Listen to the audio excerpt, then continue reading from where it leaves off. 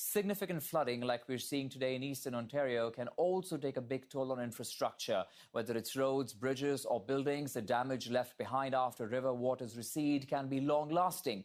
Joining us now to talk about this, I have with me Slobodan Simonovic, who's joining us he's a professor of civil and environmental engineering at Western University and joining us from London, Ontario. Good morning, Slobodan, and thanks for coming in. Now, Good morning, actually. Thank you. You're welcome. Much of eastern Ontario, Quebec and New Brunswick have been hit with flooding as we've been seeing the visuals over the past 15 days. What's your assessment of the overall impact it's having on cities' infrastructures? I think the impact is going to be quite serious.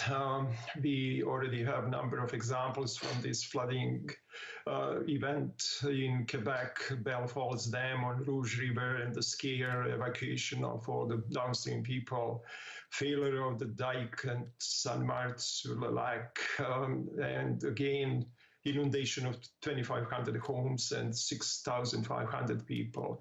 Trans-Canada Highway being also closed for the second year in a row in New Brunswick. The infrastructure, as you mentioned, roads, sewers, bridges are definitely affected by the high waters and force of the moving water. And the cost will be coming after the waters recede. That's right. Flooding, as we've been seeing, is becoming more frequent in recent years. The visuals of homes being underwater by several feet and for many weeks as well. What sort of an impact do you think it's actually having on the foundations of these homes? Yeah. The infrastructure can be affected by flooding in two different ways. One is simply by force of the moving water, which brings kind of debris, impose the pressure on different parts of infrastructure and can definitely affect it or creates the damage. Another potential impact comes from the submergence or simply infrastructure being longer period of time under the water, which loosens the foundation and creates the seepage of water through, therefore changing the conditions, normal functioning conditions for the infrastructure. Okay. When the water is gone, the infrastructure has to be very seriously inspected, and obviously the repairs being done.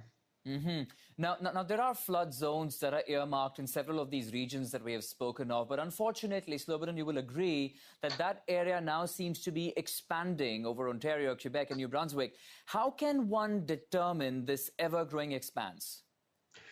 That's a complex question. The flooding and the causes of flooding can be quite different, and our country is very large, and different regions are subject to different types of floods. The facts are that flooding is related to weather and longer-term change of the climate. With what is happening with our climate and global warming, the physics behind that is showing increase in the moisture in the air, and that moisture kind of brings or comes back in the form of rain or snow, creating more and more of these extreme events.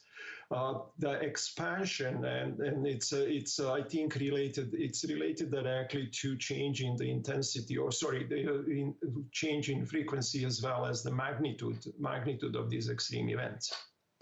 Okay, we'll have to leave it at that. I appreciate you joining us this morning with your insights. Thank you so much. Slobodan Simonovic, Professor of Civil and Environmental Engineering, joining us from London, Ontario. Thank you. Thank you, Akshay.